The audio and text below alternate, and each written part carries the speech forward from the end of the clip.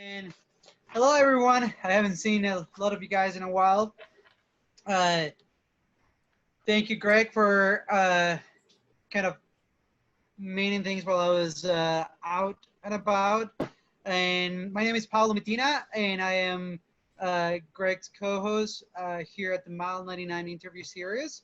The Mile 99 interview series is basically a series of interviews thought to bring people together and kind of find out what makes them tick, find out a little bit more about their history of running and what they think about when running, and pretty much continue the conversations that we usually have on the trails. Now that we're not able to join everybody on the trails these days, this is a way to keep on talking as if we were on the trails. So here I am. Oh, and by the way, I am uh, broadcasting live from the inside of the van. Is the only Cool. place in our home that is quiet, because otherwise my children are as loud as dinosaurs. So I figure this is a Sprinter van that we recently got, and we're converting into a camper van where we're gonna fit 7 living beings, 3 children, 2 adults, and 2 dogs. So Wow. we need real big windows to air out this place later. But here you go. Go ahead, Greg. All right. I was going to say it kind of looks like the inside of like a Star Trek shuttlecraft right now or something like that. So that's Yeah. kind of cool. I've been watching a lot of Star Trek reruns lately for some reason. So pretty awesome. Yeah, we all kind of do what we do right now in terms of, the pandemic. So whatever works. So thanks a lot, Paulo. My name is Greg Larkin. This is our 9th episode now of the Mile 99 interviews. We've been doing this for a couple months now. And like Paulo said, we're just getting in touch with lots of different ultra runners out in the community, trying to just find out, about them, their lives, what their running is like, their racing, anything and everything. And, we usually get some really good stories, some great insights. And it's just been a great way to share information across all of us, from experienced people down to beginners. And I think every one of us, every time we come out of these, we sort of think like, even us as the host, like, wow, that was really great. Like, generally we need to step it up a little bit. So, it's been a really good experience. So tonight we have a really special guest here, Camille Herron. I want to thank you for joining us so much. Thank If you you. haven't heard of Camille, she's an incredibly accomplished runner across multiple disciplines, road, trail, all varying distances, from 50K up to well over 100 milers. We'll talk about all those different types of disciplines tonight. And I just welcome. Thanks a lot for joining us. Yeah. Thanks for having me. I was really looking forward to this. So yeah. It's cool to join you guys. It looks like a Brady Bunch group today. Absolutely. Yeah. So it's been kind of nice. We get some people on Zoom and we can get that face-to-face time. And then we also have been streaming on Facebook. So hopefully we've got some people out there watching as well. And just so everybody knows, any of our regulars already know this, we talk for a while. And our co-host Mike Turner is up there, and he's up in the upper left, in my upper left anyway. And he'll be kind of looking through all the comments and, checking out any questions people have. And then we tend to do a live audience Q&A at the end. So everybody just be thinking about that as we talk to Camille here, and I'm sure we'll have some great questions along at the end. So did you want to kick off, Paulo, with any Sure. any initial questions for Camille? No. It's I said let's go ahead and get the interview going. I am excited to have Camille online with us and learn more about her. So, Camille, can you share with us your early experience with running? Was it something that was in your family? Or Greg has done a little bit of the homework and shared with us that you were early on. You played basketball, then basically used running as part of your fitness, but eventually just gravitated to running. All right, can you share with us your early years and into your running career? Yeah, sure. Yeah. So I was born and raised in Oklahoma, and my family lived out in the country when I was a kid, and we had all these wheat fields around our house. So one of my earliest memories was running around. I used to run around the wheat fields chasing the wildlife and looking for rocks and snakes and grasshoppers and all those things. And my dad likes to tell the story about how one time he came home from work and I was running out of the wheat field and he's like, Camille, what are you doing? I said, I was chasing a rabbit. So that was me. That was me as a kid. Like I loved to play outside and I loved the wildlife and nature. So I guess like my first like organized running experience was back in 1989. They had the Olympic festival in Oklahoma, which was like in between the Olympic years, and so they were carrying the torch across Oklahoma. And my dad signed up to carry it for a mile stretch near our house. And so I got my first pair of running shoes. And my dad's a really tall guy. He's like 6'6". So we joke about how we had to always run to keep up with dad. So dad running instead of walking, I felt like I was sprinting trying to keep up with him. So that was my first memory, and I actually kept the T-shirt from that. So that I've got my first running organized running T-shirt that I got. But yeah, I mean I grew up playing a lot of sports, basketball, dance, and golf, just about everything. And so when in the 7th grade we had to go out for track for off-season conditioning. And literally from the first day, like I could just run like nonstop, and yeah, I mean it was just pretty obvious that I had this running ability. So that's awesome. Very Yeah, cool. it's so give me 1 second. I'm trying to get something up here. Because I like to share with everybody a little bit of the of what Camille is talking about in her early years of being out and about. So I'm gonna share my screen here. Dun, dun, dun. are you pulling up a picture? Maybe. Let's see. Check it out, guys. Oh boy, let's see. All right, there we All go. right, that is Camille in the early years of her dancing career. That's right. There you It's go. yeah. So be careful what you share with me, Camille, because they might make it into the That's so Mile great. 99 interview series. It feels. I'm holding my towel upside down. Now, what brand running shoes are those that you've got on there? I know. Special Yes. tap shoes there. Yeah. Might be Okay. a little tough in a race situation if you got metal plates on the bottom of your shoes there. Not the best for trail running. Yeah, right. Go ahead. Chris. Nice. So yeah, I mean, it sounds just like a really active childhood. That's great. So were you technically living on a farm at all out there, or was Yeah, so I would say we were more like hobby farmers. My dad was a school superintendent, so my parents were all about the educational experience. So having 4 kids out in the country, being able to chase wildlife and that sort of thing. I mean, I think it was my parents' idea of enhancing our education. So right? Yeah. No, that's. I mean, personally, I kind of grew up not on a farm, but I had access to a lot of rural areas when I was growing up in upstate New York. And yeah, I feel like that's a great way to just have a kid just get out there and really experience things and figure out also what are their abilities, what are they good at, can they climb, can they run, can they swim, Yeah. all those different things. And it sounds like you kind Yeah. of really kind of immediately hit on the running thing and the golf. I was playing golf. I used to. My mom had junior golf clubs, so I would hit all the golf balls into the property over beside her house, and then I'd run out and hit all these golf balls. So. All right, so like a dual sport athlete from the very beginning, right? Yep. That's excellent. That's great. And so yeah, and then did you start running then cross country in high school, was it, or Junior high? Junior Yeah. high. Yeah, I mean, we like in elementary school, we used to do like the presidential physical fitness miles. Right. So, Yep. and the thing about that was they always ran the boys and the girls separate.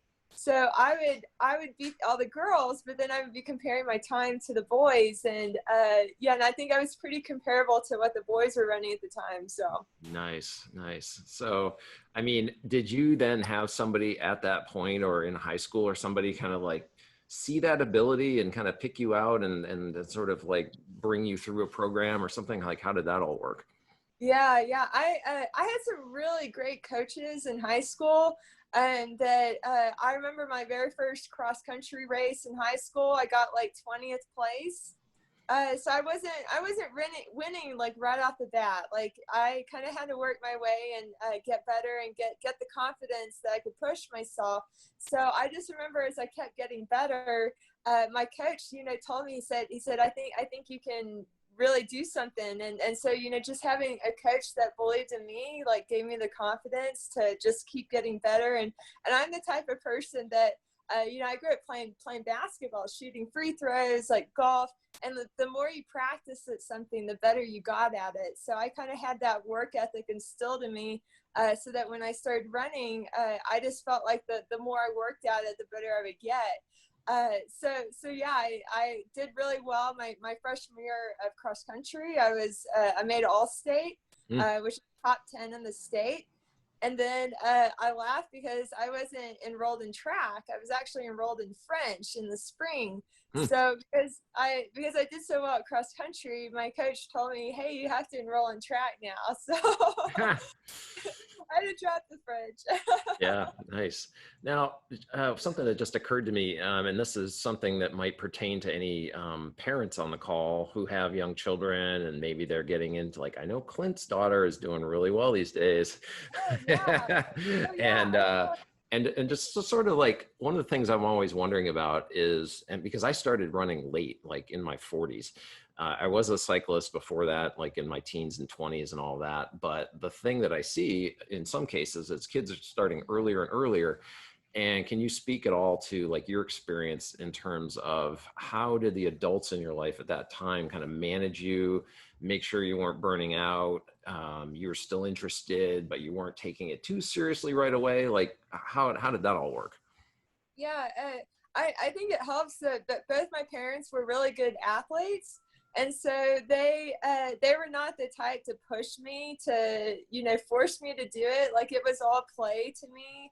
I mean, just from a young age, I remember being 4 or 5 years old, in my driveway, dribbling a basketball, and I had heroes. Like both my parents were really good athletes, and I had heroes. I remember seeing Lynette Woodard was the first female globetrotter. I saw her on TV when I was like 3, and I knew my dad and my grandpa played basketball at Oklahoma State, but to see a woman playing basketball and dribbling like she was on TV, like that was the coolest thing to me. So I felt like I was internally motivated, like it wasn't something that my parents forced me to do. It was something that I just naturally had that work ethic, and that I wanted to be like my dad because I'm built like my dad. Like Yeah, I'm built like my dad. And once I picked up a basketball and like started practicing, and I just wanted to be like my dad and be like Lynette. So yeah, I think it has to come from within. Like it has to be a natural, like this is play. Just have that work ethic to work at something and get better at it. So my brother and his wife came here to visit last week, and my 2-year-old nephew, very first time holding a full-size basketball, and he was jumping to throw the basketball, and I was really impressed with that. And not only was he jumping, like nobody told him to do that, he was just naturally doing it. And but the cool thing about when he was doing it was he was laughing, he was giggling the whole time. And so I was like, wow. I mean, that was just a cool thing that nobody told him to do that. He just thought it was fun. right. So yeah, I think you just gotta like, you know, instill that fun of doing something like that, or the repetitiveness of, you know, well, maybe you know, I'm driven to get better at this. So Yeah, yeah. And I guess as parents, like you can, like you saw with your nephew, is sort of like key into what are they experiencing, and are they laughing? Are they grimacing? Are they, you know, what is their expression? What is their emotion as they're doing those things? And maybe kind of monitor that as they grow. So yeah, that sounds like a good, you know, I think I had a similar experience as you when I was starting out bike racing as a teenager. You know, my dad started doing it and I saw him doing it. And I thought, oh, I really want to do that because like my dad's cool. And so maybe, you know, we can do that together, you know. And then of course, after a couple of years of me doing it, he gave it up and started just driving me to races all the time. So, yeah, you know, but it was still that kind of like team thing that we had as like our little thing we could do together. So that was also another aspect, I guess, is like, it's a way for you to spend time with your kids or whatever. yeah, yeah. I was the type of person that I wanted to learn my sport. Like I wanted to read books. I wanted to, you know, go watch basketball games. So when I got into running, my dad got me a lot of running books. Mm. And so he was really into, you know, because I was into it. I like to read. I like to study the sport. And that the first running book he got for me was The Lore of Running. Mm-hmm. So so I don't know if you guys have that book, but it's like 3 inches thick. Really? So I'm like a 13-year-old trying to read this running book. And but the cool thing about that book was it talked all about ultra running. Mm. And so I can understand the science behind running. Like it was just like way over my head at the time. But Yeah. but I remember reading about Bruce Fordyce in like 1995. You know, running 55 miles and thinking, how does he do that? Like, is he stopping, you know, for a ham sandwich? Like, you know? Nice. Yeah. And so did that then inform like your choice as you went into college, and your degree was in exercise and sport, or Yep. sport and exercise, or exercise and sports science? Was that just like a natural outgrowth of that initial kind of like discovery of all those books and just the science behind it, and all the theories as well? Yeah, yeah, totally. I actually started out as a biology major, and I didn't know that exercise and sports science was a degree until my roommate changed her major from biology to exercise sports science. And so she was taking like nutrition and exercise physiology, and I was like, oh, that's so cool. So so I eventually changed my major as well, and yeah, I remember when I was in, actually it was when I was in junior high and I started running, that I had Kids Sports Illustrated, and I remember reading it on the bus going to track race, and it was talking about the difference in muscle fiber types, Mm. slow twitch versus fast twitch. And I remember telling my track coach, like, oh, I think I'm slow twitch. I think I'm built for that. So that was kind of like my first, like, oh, you know, exercise physiology, you know, the exercise science, like trying to understand my body and what makes me unique. So yeah, when I was able to change my major in college to exercise sports science, I realized like I found like my passion and what I wanted to study. So Cool. And that was it. And I just reading some of your bio on your website. Is that around the time then you were running, but you were still kind of like getting some injuries, it sounded like, and that sounded like a yeah. sort of a chronic issue. And so talk about a little bit about like, then how did you apply like some of those learnings in your, you know, schooling to kind of apply to your own self, and Yeah. how you solved some of the issues you were having? Yeah, yeah. So, so I grew 9 inches when I was in high school. Mm. I'm pretty tall. Like everybody sees me and they're like, "Whoa, you're way taller than I expected." So, yeah, tall, and I joke because I got my height after I had quit basketball. Like I was a full-time runner at that point. And so I grew really quickly, and I ended up having a lot of stress fractures in high school and then going into college. Mm. And so like and it was just because I grew so fast. Like there was like this imbalance between my muscles and my bones. And so I ran very briefly in college, and I ended up getting a medical hardship. And I wanted to understand, like, why am I getting all these injuries? Why, you know, what what's imbalanced in my body. And so I ended up getting into doing research as an undergrad, and my advisor, he studied muscle and bone. And so I started to understand what was happening, you know, internally within the body, and how to balance stress with rest, and understanding, you know, that unique connection between the muscle and bone. And so I ended up going to grad school, and I ended up studying bone. And when I was in grad school is when I really started to understand what was happening, and how to balance the stress and the rest, and how to enhance the rest aspect. And so yeah, I ended up studying recovery in bone in grad school. Very good. And I mean, that's obviously something that a lot of us can probably use some help with in terms of like ultra runners, recovery. You know, a lot of us, I think, love to just pour on the miles and all of that. And it's addictive because you love being outdoors, and it's kind of hard to be sitting around the house like, oh, what should I do? How do I recover? Were you able to, I mean, that was a few years ago that you were doing all that, and has that kind of like moved you forward throughout your entire career? Like, are you still using the same concepts from that time throughout your career? And can you describe sort of what that build and recover cycle is like for you right now? Yeah. So I basically studied how to apply stress in an optimal way, with a balance between rest. So basically, how to keep your bones healthy, and then also how to enhance your bone mass following like a period of rest. So if somebody was to like fracture their femur, that there's things that you can do, you know, from a rehab standpoint to help them to recover faster, because fracturing your hip is a very traumatic thing. So the concepts I was learning on, you know, to help enhance bone recovery is definitely applicable to training. And so it was kind of, you know, helping me formulate my own thoughts on how to apply the optimal stress to enhance my running performance. So at that time, I was trying to get into training for my first marathon.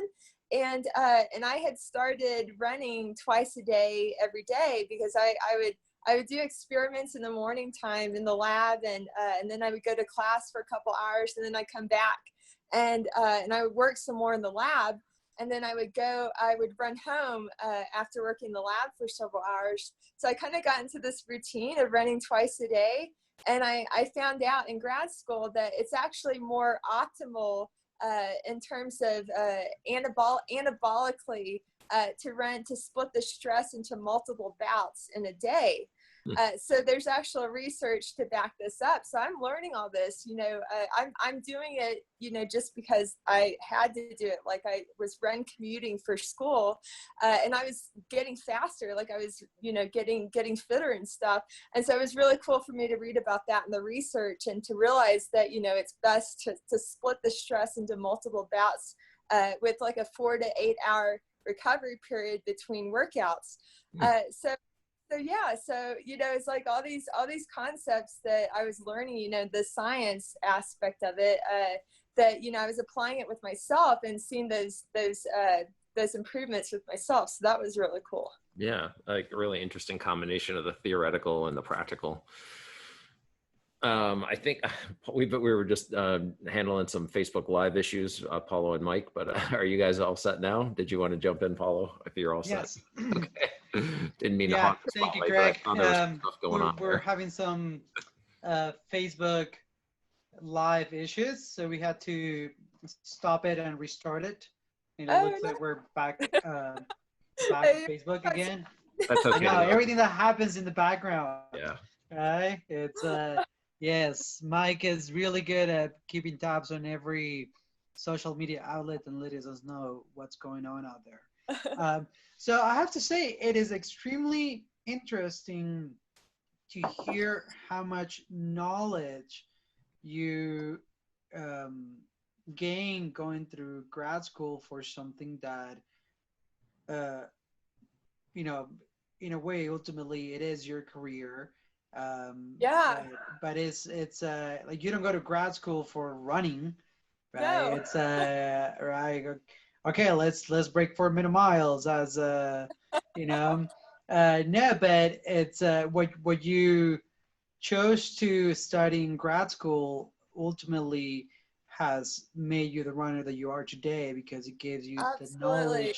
the I have a knowledge, which is something that us as runners we tend to forget. We're more, oh, I just got to put the miles in and that's it. But recovery is so important, and especially because everybody's going to get injured. Injury yeah, is not about, it's not about whether you get injured. It's about when you're going to get injured, right? It's yeah. so it's how you're going to treat that injury, how you're going to recover through that, and how you're going to get back to where you want to go. So with that context of recovery and training, I'm gonna take a wild guess that your training has evolved a lot in the last 5 to 10 years because you've gone from a marathon background, being pretty much 100% on the road as a road elite runner, to stepping onto the trails to become an elite trail runner in a number of distances from 50K, 50 miles, 100K to 100 miles, right? So can you share with us, how do you remember your training being before you got on the trail side of things, and how do you think this is going to evolve in the next 5 years, right? It's we all know that 2020 has been canceled for everybody. So uh, it's yeah. but looking ahead for 2021. I Oh, did do. oh, there you go. Yeah, 100 miles to Auburn. Yes. Oh, 100 miles to Auburn number two. All Look right. at that. Oh, 100 miles to Auburn number three. Look at that. Okay. Congrats, belt buckle. Uh, Perfect. there All you go. right. Well, Oh, we got our oh, bottles. Mine's over on the counter. I got to grab it too. I do have a beer that Ah, says Uh, Right yes, on. I don't have a buckle here. Sorry, but yeah. So talking about that, how do you see your how do you remember your training being before you got on the trails, and how do you think this is going to go from this point on? Because I imagine that you're probably want to come back to Western States. You probably want definitely. to maintain your champion Oh, title at Comrades. hold on. I got something. Oh, over there. Yeah, Okay. you guys sent this. I Yeah, gotta put it. I that's gotta put right. it on the refrigerator. Oh, it's beautiful. So I always tell my family two things. One is we don't know where we're gonna spend Christmas, but I can tell you where we're gonna be the last weekend of June for the rest of our lives. Definitely. Right? That's one. And two, Yes. when Yeah. when Western States was canceled, it was pretty much as if we lived in the North Pole and Christmas gets canceled. Right? Yeah. It's Yeah. That's so it is like. definitely for me, is one of the happiest times of the year, not only for what it brings to the community, but I get to see my friends from outside of town. Again, we become the North Pole of running, if you will. So by getting back to my question, Yeah. it's how do you see your training evolve, that has evolved from the road to the trails, and what do you think is going to go from this point on? Yeah, yeah, that's a great question. So yeah, I spent 10 years as a marathoner, Mhm. doing road racing from 5K to the marathon. I made 3 Olympic marathon trials, so there wasn't really much more for me to do unless I wanted to try to keep going for the marathon in my 40s. So yeah, I mean, I saw people like Magdalena Goulet and Casey Lichtig and Michelle Yates. These are, women that I knew from the marathon, and I saw them stepping over to trail running, and I was like, wow, that looks really, really cool. Mhm. And so I ran my when I was running a lot of back-to-back marathons, and everybody's like, hey, Camille, you should try ultra running. You're running, one marathon one week and one another. So I ended up running my first ultra at Two Oceans over in South Africa back in 2013, which is 56K.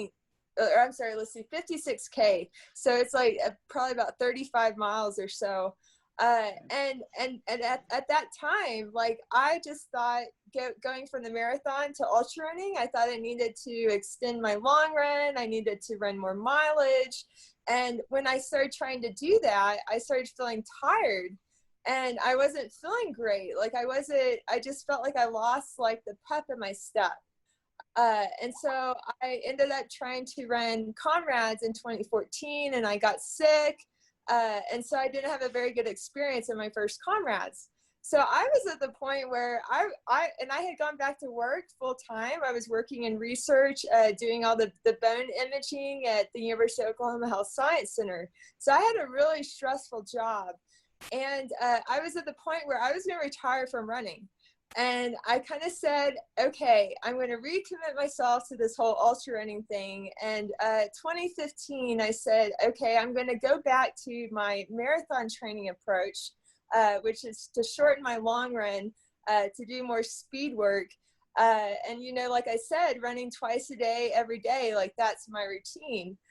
So once I did that, my very first 100K, I broke one of Ann Trayson's records. I think it was like the national championship record. So, and I knew who Ann Trayson was, but I didn't really know like everything that she had achieved. So, so when I was driving to work and the race director called me and said, "Hey, you broke this record by Ann Trayson," I had to Google who she was at work. So That's amazing. Yeah, so I started reading up on, you know, like Western States, and I'd been a fan of Western States. I'd been following it every year. I followed it when Ellie broke the course record there. So I mean, I had kind of gotten to know trail running, but I didn't really know like all the races. I didn't really know what it took. So, so my first year, I pretty much just stuck with road ultras just because I was coming from a road background, and I was doing it off of marathon training, just straight up marathon training. Like there wasn't anything different that I was doing. So then everybody's like, well, you got to try trail running. So my first couple of trail experiences in 2016, I had a hamstring injury and like a couple of weeks before my first trail race. And so then I tried to run a trail, Lake Sonoma 50 with this hamstring injury, and it just didn't go so well. So, so I've had a couple of stumbles along the way as a trail runner, but I've also had some pretty amazing successes. Like I've gone to Tarawera and I've set the Tarawera 100K and 100-mile course records there. And as far as like how my training evolves, like I've really just stuck with what works, which for me is marathon training applied to ultras. And I think that there is some specificity that to the surface and the terrain. So like when I'm training for like Comrades either climbs or it goes downhill. So I won the climb at Comrades. I won the uphill course. So I really do, like every 2 weeks, I was doing a really hard, long, you know, climb and descent to condition my legs for all the climbing that's at that race. But if I'm training more for a trail race, then I'll do more trail running. So, you know, training for Western States, you want to condition your quads for all that downhill running. So yeah, I really just take a marathon training approach, and then, you know, I try to do specificity to the surface and the terrain. So Perfect. Good plan for sure. The one thing I watched a video today about your 2019 Western States experience. Yeah. Fortunately had a DNF there, but it was, you know, you ran for over 40 miles, I think, on like a torn hamstring or something along those lines. And I do want to talk about that. But then one of the thing that I noticed in there, or I heard in there that you mentioned, was that people had sort of doubted you too about like your ability to run on trails after coming from a road background. And so did that kind of like motivate you even more to kind of show them like, hey, you know, I can do this, like the trails, I mean, I can do this discipline. It sounds like you've got that scientific approach, you know, you're going to research things, you're going to train for it, all of that. Like, how did that motivate you when people said like, oh, you know, she's a road runner? Yeah, totally. I mean, even my first couple of road ultras, I wasn't successful. Like I was 10th at Two Oceans, and I mean, I'm coming off like I'd been running my marathon PR. I'd run like 2:37, and I was in really good shape when I went and ran my first ultra, and I got 10th. So for me, I was disappointed. I was crying. Like I was like, 10th is not very good. That was not what I expected. And then I went and ran my first comrades, and I had a stomach virus when I was over there. So that didn't go well either. So I remember the chatter that, oh, she's just a marathoner. She's got a big head. Like, she's not going to do well at this. And yeah, I'm definitely motivated by that. Like, I, wanted to figure out like what I need to do to be my best as a road ultra runner or as a trail runner. And so yeah, I mean, I definitely have conviction that, I'm going to find my way. And I'm inspired by Ann Trayson too, like reading about her career, because I know that her first 2 Western states, she DNF'd.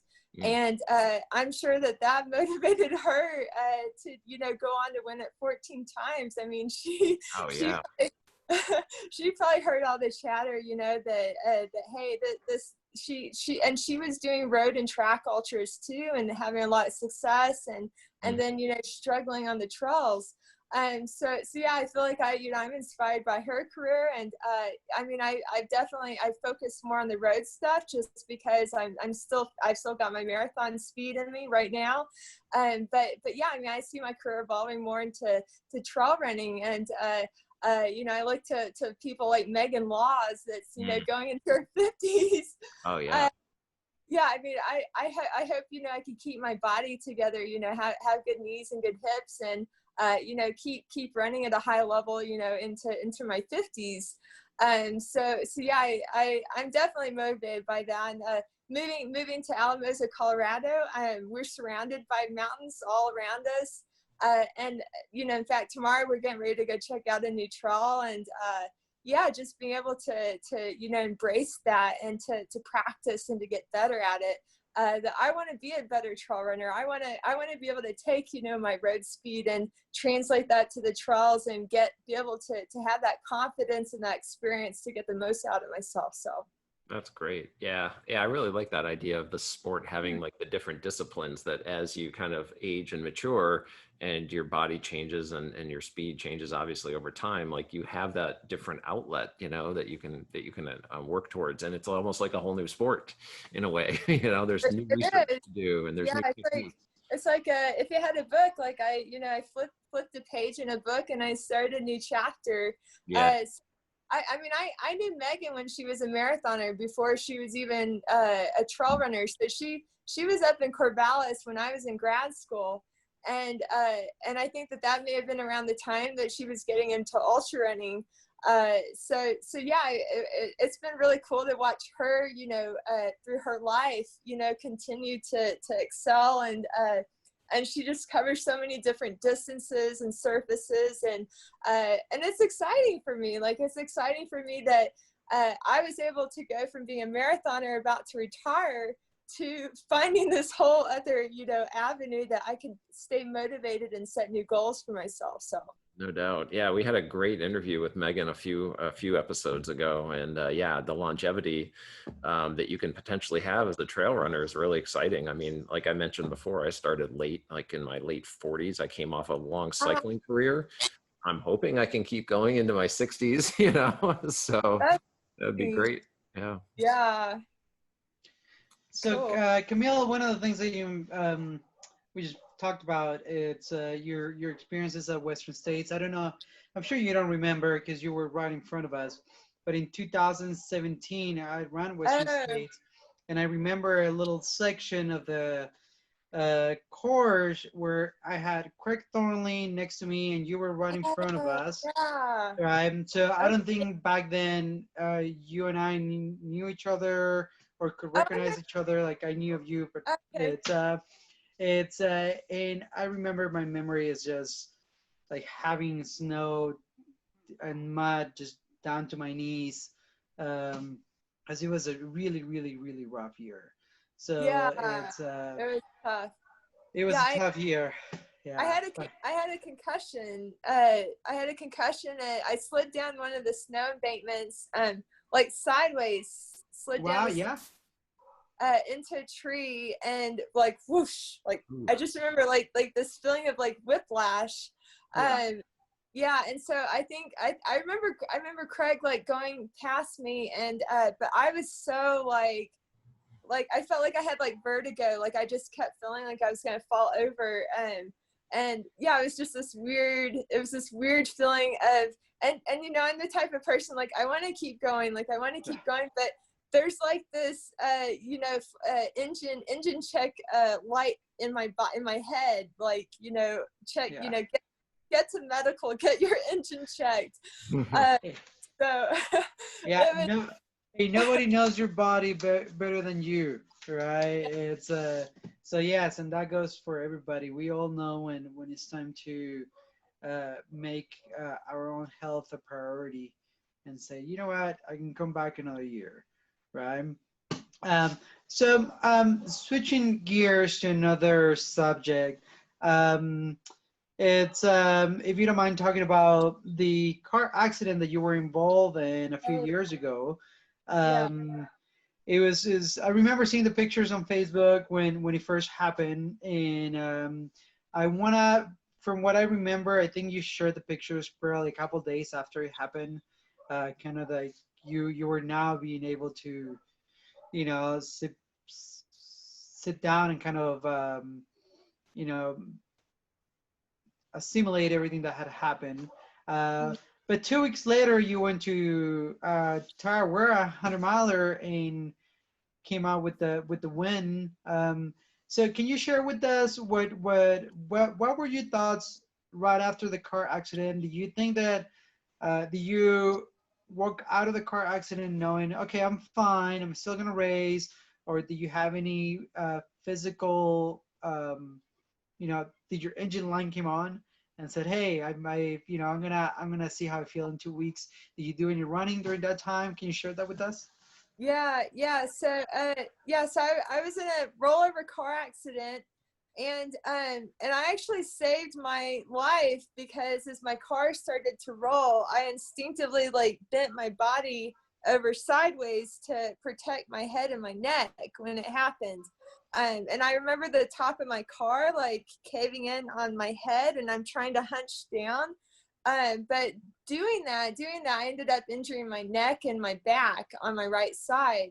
And I think I went out to go for a run like that evening after it happened, and like it actually felt like it helped my body to shake out that stiffness. And I mean, I'm traumatized. Like I was like, I, you know, had just survived a car accident. And so like you know, it felt like it took about a year to really process what had happened to me, and just feeling like thankful for my life and feeling like I could finally, you know, you go through stages of grieving when something traumatic like that happens. And so, yeah, all last year, like I felt like I was trying to shake out the stiffness in my back and my neck. And it ultimately caused me to injure my right hamstring because my mechanics were kind of messed up on my right side. But in the meantime, I was able to go and run Tarawera less than 2 weeks after the car accident, and I kind of felt like when it happened that I needed to just go on continuing to live my life. And so I felt like when I went over to Tarawera, I mean, I still had back stiffness and neck stiffness. But at the same time, like my legs were still okay at that point. Like I hadn't hurt my hamstring. So yeah, it was so amazing to be over there because it's such a tropical environment that I felt like the world around me was like enhanced. Like it was like, oh my gosh, I felt so like alive, like being out on the trail and, you know, having just, you know, survived this like traumatic thing. And so yeah, it was a really cool experience. I'm glad that I went to Tarawera. My body wasn't 100%, like just physically and emotionally, but at the same time, I was able to feel like I moved on with my life a bit, and you know, to do what I'm born to do, like, you know, with the running. But yeah, I mean, last year was really hard for me, just trying to recover from all that. And I mean, anything traumatic that happens to you in your life, I mean, it really does take a long time to process that. And so yeah, I ended up hurting my hamstring and tried to, you know, run a couple races, and I just couldn't do it. I finally just had to shut myself down and take a break last summer. But then I was able to get myself, I ended up, I tore 70% of my hamstring tendon.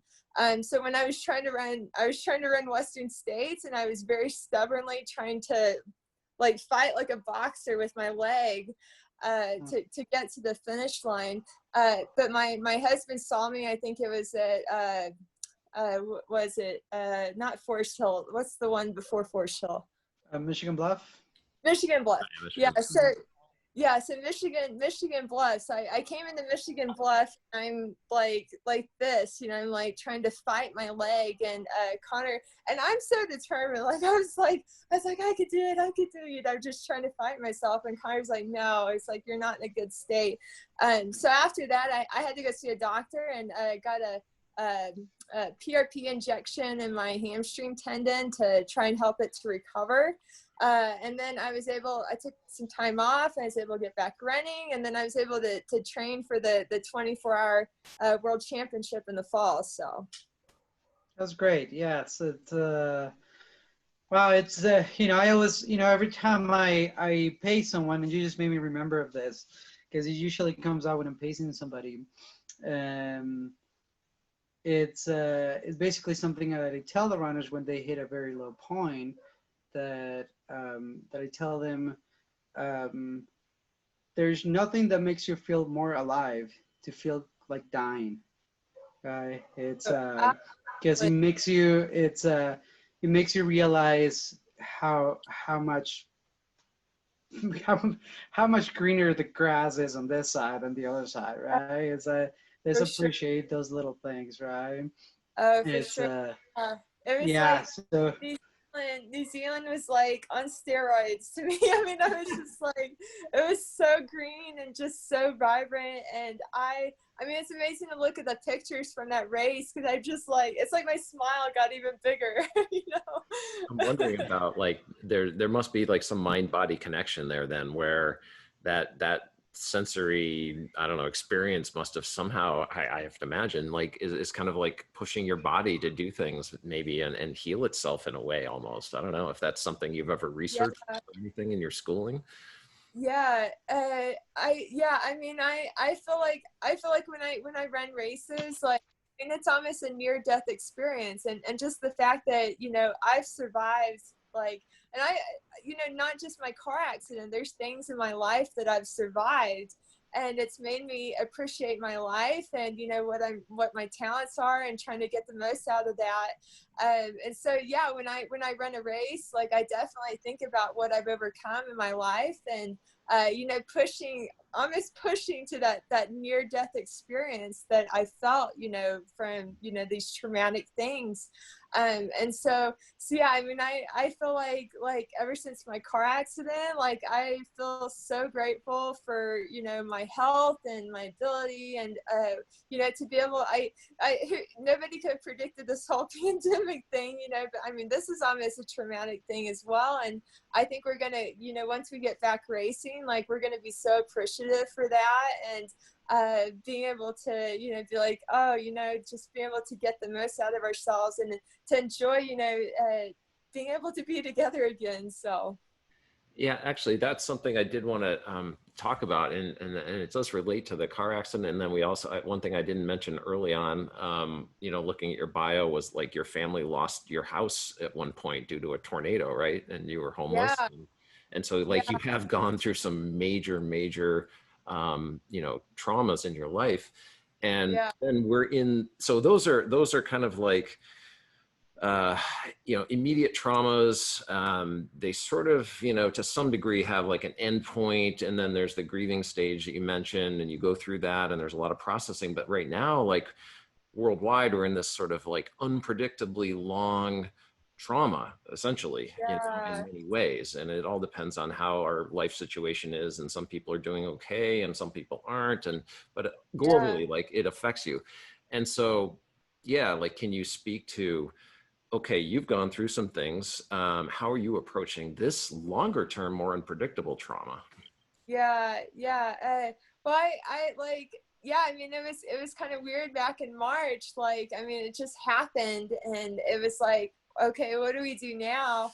And I actually found that, you know, just keeping up my routine, like I'm used to running twice a day like that.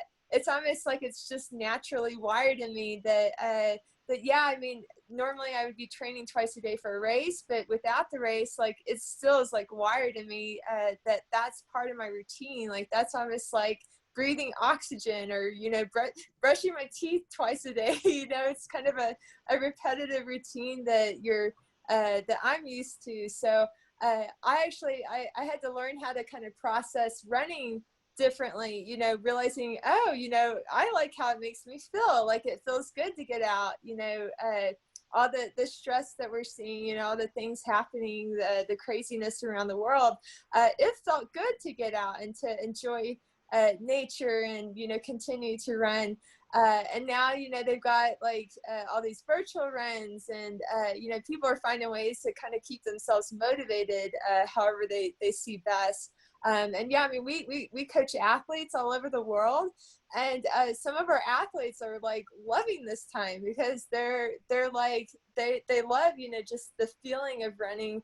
And you know, a lot of them, they're working from home now, so maybe they're not having to go to work. And so they kind of have more free time to manage their running with their work life. So yeah, it seems like people, and yeah, like you said, there's kind of like a grieving process that you go through that, you know, at first, like we're all kind of like traumatized by it, you know, we didn't know how to react to it. But I think now, I personally feel like I'm like at the acceptance phase. Like I'm kind of like accepted that, oh, you know, my future races in the fall might get canceled. I'm okay with that. I've almost gotten used to races getting canceled. So That's a good approach. Yeah. Yeah, so you're right. I gotta say that I personally have found a lot of positive things from this current situation. Like when everybody was shelter in place, I was able to stay home and be with my family, who I don't see as much these days. Be able to be with my kids. It was a really positive outcome to a negative reason, right? Um, and with that, I kind of started running again and getting my, you know, like you said, some people are enjoying running a lot of them more just because they have the availability and it's not so much of you know, something that they're trying to fit into their calendar. Is more of, you know, hey, I got an extra 45 minutes. I'm gonna go for a run with my kids or by myself, right? yeah. Yeah. So, and when it comes to coaching, can you share with us I will say, one coaching advice? If I know that is a very general, broad statement to say one advice is going to fit everybody, right? But there are some things that ultimately could potentially benefit everyone, right? So is there something that you have seen in your athletes that, hey, all of you guys are running too fast, or all of you guys are concentrating on the long runs, or is there anything that you can tell us about coaching that we can all take as an advice and perhaps become better runners? Yeah, totally. I think one of the biggest mistakes that I've seen is people running their easy runs too fast. So I would recommend like slowing it down. And I remember when I back when I was an undergrad, that Frank Shorter signed a poster for me at a marathon expo that said, "Run for stress release." Run for stress release. And I was a pre-med exercise science student at the time, and I remember I was really stressed out, you know, from school, and he signed this poster for me, and I started like thinking about that because I'm a very cerebral type of person. And so I started like slowing down the pace on my easy runs and like kind of taking in the scenery more and like enjoying my runs. And it's amazing because like something happened in me that I found myself running more, enjoying my running more. And that was kind of around the point that my husband realized, like, oh, you know, you're running a lot. Like he realized one day I was running further than him, And yeah, that was kind of the turning point. Was once I had slowed down my easy runs and started running for stress release, that it really changed me. And I still think about that a lot, even as a serious athlete now. Like I have to remind myself, between my workout days, to slow down and make sure I'm recovering really well and enjoying my easy run. So. Very perfect. Thank you. And Sure. right before we go into our Q&A section, my last question is, do you and your husband run together? You and Connor, do you get the chance now as an elite runner? Because I imagine that a lot of your runs, even though your easy runs have to be easy, there's a lot of structure training, right? So do you guys get to run together? Yeah. So, my husband kind of runs like a boxer. So it's not too pleasant running with him because I feel like he's going to give me an elbow or something. But yeah, he's actually been running more since we moved to Colorado. So he really likes the trail running. And especially with the pandemic, because I'm not able to meet up with my friends to go run on trails, that he's getting more into the trail running, the technical running, so that he can be my running partner. Game on. There you go. Run. We gotta sign him up for a race, right? Yes. No, I don't know about that. Let's just take it one day at a time, all right? Okay, all right. Every day, that's the plan for right now. So, All right. I wouldn't want to embarrass Camille anyway, to be honest. Oh man, you heard it It's here. out. I know, it's out. All right, well, thank you, Connor and Camille, for your input. I always wonder how the running relationship really happens in people that really have turned running into a career. Because like for me, running is my livelihood in a way. It's because it's, now as a race director, as a running store owner, it is my livelihood. And when I come home, I don't want to talk about running anymore. It's like, when my wife says, hey, I have this pain below my calf, I was like, yep, you can't email me or come by the store. We're open 10 to 6. Yes, it's Show you my dog here. Yeah, He's that's all like, oh. say hi. Hey, buddy. He got the head pet. Oh, he's There trying you to go. hide. There he goes. He's shy. All right. Yeah, sure, yeah. 24/7, we talk about running. 24/7 here. we talk about running a lot, but fortunately we both like our beer and our tacos, so we're we've got other things in common as well. So. Okay. So, Mike, do you want to go ahead and lead the Q&A section? Yeah, we got first question is from Jessica, and let me find her. She's right there. Jessica always has good questions. She's one of our favorites here. Always has a great. Hi. So last year I met your crew at Dusty Corners, and we were kind of getting Oh, everyone yeah. situated. And I said, hey, do you need a bottle opener? Just kidding. And Ah. your husband goes, well, no, we have the pop tops, but it might happen. And that was 30 something miles in. So I'm just wondering, what is the average beer intake for a 100-mile race? Yeah, that's why I've definitely pushed my limits on the beer intake. Three beers is my limit. Okay. So I usually have like 2 beers in an ultra, but yeah, when we were over in France for the 24-hour world championship, they had this like really strong Belgian L's that were like 9% or so. Those were like, they tried to give me they gave me like one too many beer like going into the last lap, and I started to feel it. So There you go. Yeah, what style beer are we talking here anyway? Like I normally like yeah. So when I was in France, I was having these Belgian triples that were like 9%. It was like really strong. But normally, like when I'm in America, I drink the Rogue Dead Gael, which is I think like 6.5%. So that's a pretty strong beer, but definitely not more than 3 beers. So.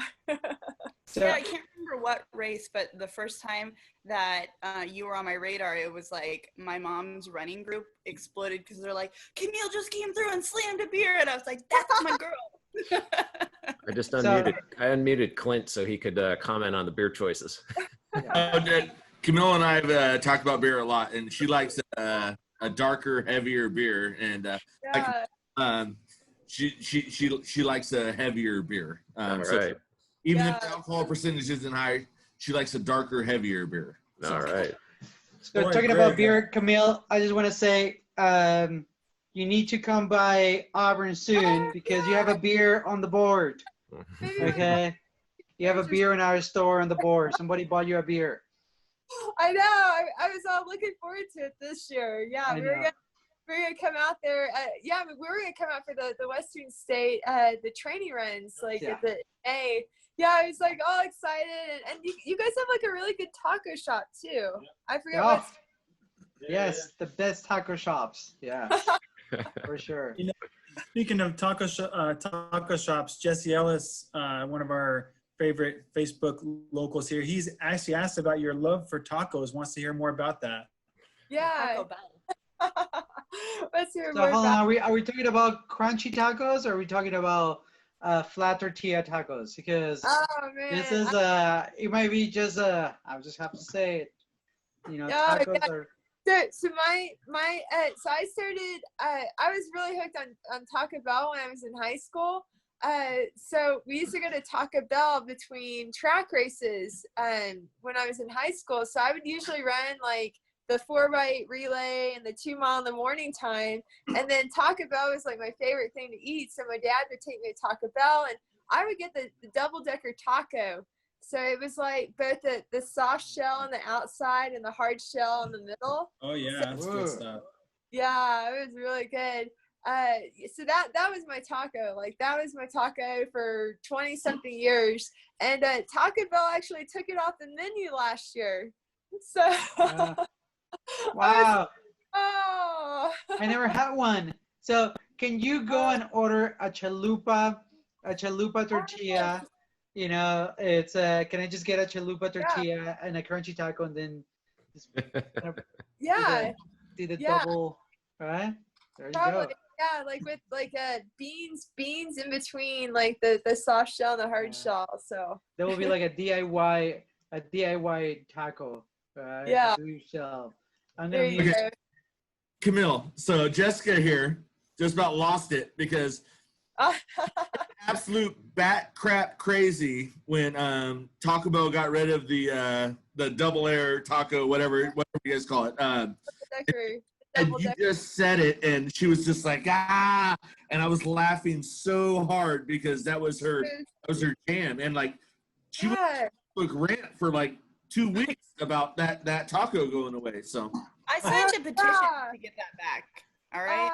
Man, I got on Twitter and I like was like you know everybody was like, oh my gosh, like taco, the double decker taco's gone. Like that was like the taco I had for my 24-hour world record. Like that was the taco I was eating that was like on the BBC TV, like when they talked about me eating taco and beer. And so yeah, they took it off the menu. I was like, no way. Twitter campaign time. Yeah. And a couple more questions on Facebook. Sri has a more serious question about your bucket list for races. What do you have on your list? Oh, You're yeah, looking on down the road that you want to do. Yeah, well, I definitely want to get redemption at Western State, so that's goal number 1. Nice. Yeah, my husband. So my husband's actually had. He dreamed of my finish at Comrades. Like he dreamed I had won Comrades before I won Comrades. Ooh. So when I went to Comrades, I basically was on autopilot that I was going to win this race, and I did win it. Well, he also has had a dream about Western States, and I don't know if I should let the cat out of the bag, but I think it's going to be a pretty spectacular finish when I do finish it. So. Oh man. Well, I'll be, you know, we will all be waiting for you at the finish line eagerly. Yes, it's I can't wait. I gotta redeem myself there, but yeah, I mean more trail racing. I mean I want to do Leadville, UTMB, Hard Rock. Like I want to do like all the classic, big trail races and Badwater, Spartathlon, like just everything. Like I'm so excited. Like I'm like come on. I can't wait for like races to get back and like get the next 10 years. So one thing, Camille, I'm not sure you as an elite runner spend a lot of time preparing your body for very key races throughout the year. But if you haven't had the chance to come out and volunteer at one of the races here in Auburn, it's we have a blast. I feel like when I used to run races a little bit more often than now, which any race is a lot more than now. I enjoy volunteering just as much as I loved running. It's because it connects you to that other side, and it's so much fun to do that. Right? Yeah. It's, like even when I dropped out at my my first Western States in 2017, I dropped out at Red Star. And that's where I met Clint, because I think Clint like had like a knee injury or something like that. But I got to know like all the people at Red Star, and like we had a good time together. Like even though like it wasn't my day, like it was really fun to like meet the people, because normally I'd be flying through the aid station. So yeah, I definitely, it'd be fun to come out and like hang out, like volunteer with one of the aid stations for one of your races. So. Yeah. So one of the races that I enjoy the most volunteering at is Rio del Lago, which happens in November, and hopefully we'll be there this year. And our aid station, one year we had the smoker. Our aid station goes for 28 hours because we're at the beginning and at the end.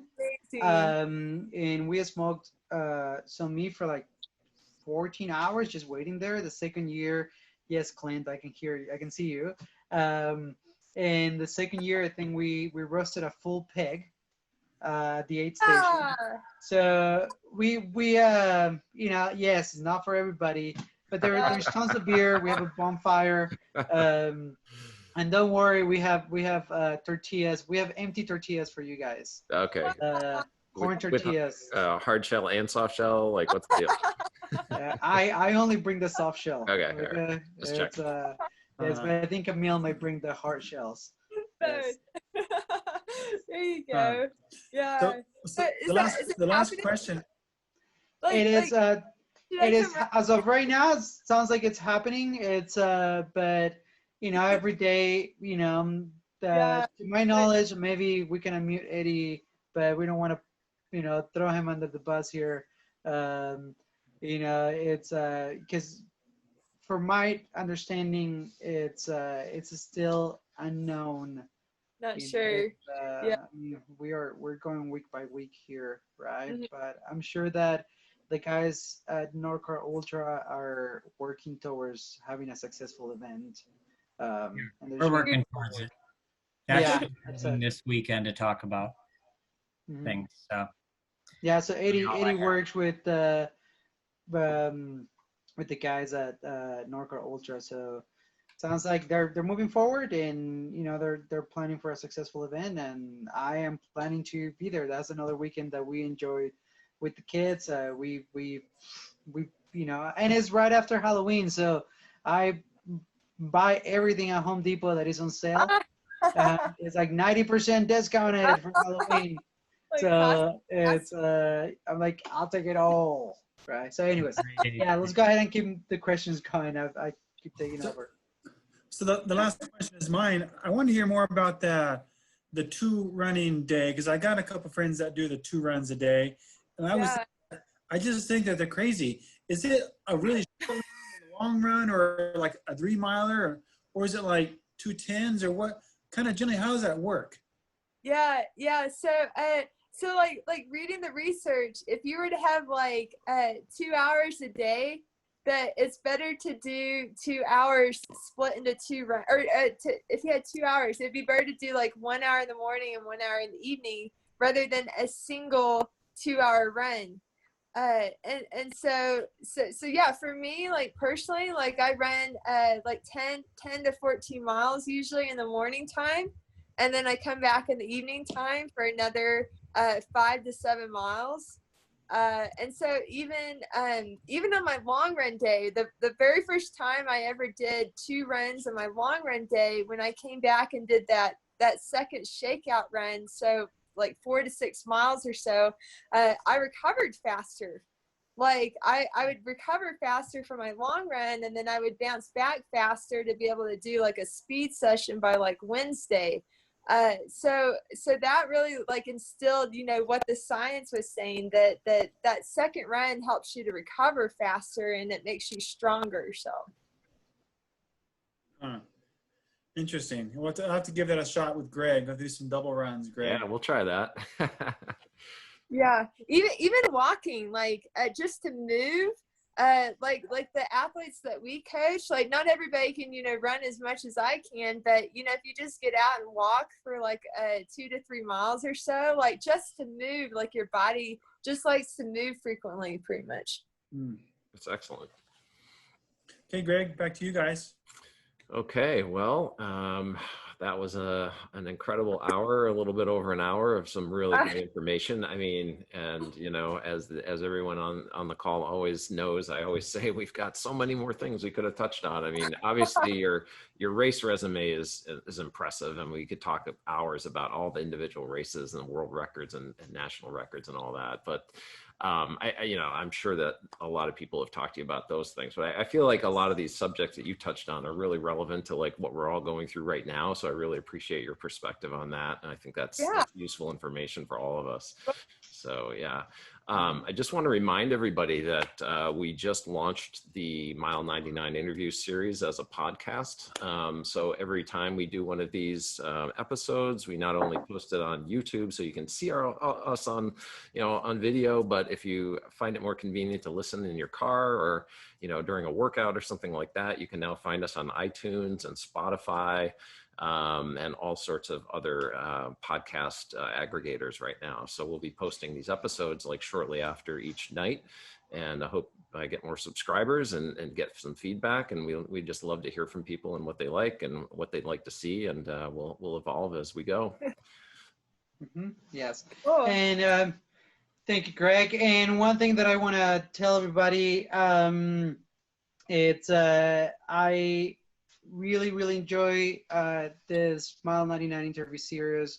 You may not see physically my face every week from this point on, just because having the store open now full time, it's making it really difficult for me to find a time to be a parent, to be a husband, and to get my work done.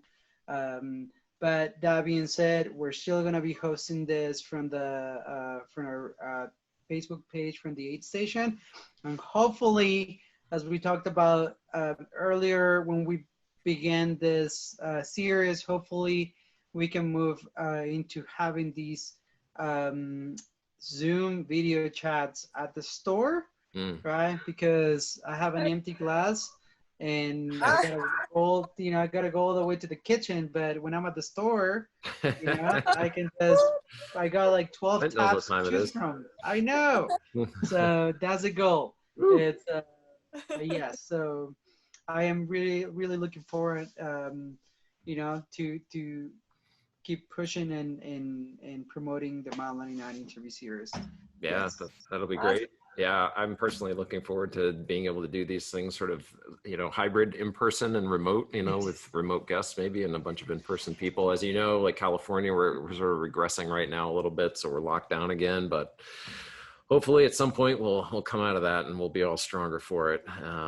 So that's our plan anyway. That's a goal. Cool. thanks again, Camille. Really appreciate you taking the time. Yeah, Yeah, it's been great, and yeah, we'll look forward to kind of keeping track of what's been going on with you over the next 6-12 months or whatever. And you know, we always have the idea of bringing people back too, so I'd love to do that again. Hope the sun comes out. Yeah, hope things get brighter. But yeah, yeah, everybody's we've all kind of like adapted more to what's going on, and yeah, it just feels good to get out and run every day, and then just enjoy the summer right now. So. Yeah, and I'll keep you posted on that Rio de Lago 8th station, because if you guys can make it, we always can use more volunteers, especially when Clint falls asleep. Yeah, it's, I'll help. yes. All right, guys. Well, thank you so much, everybody, for joining in. Hey, guys. And we'll see you guys in a couple weeks. Thank you so much. See you again in a couple of weeks. Bye-bye.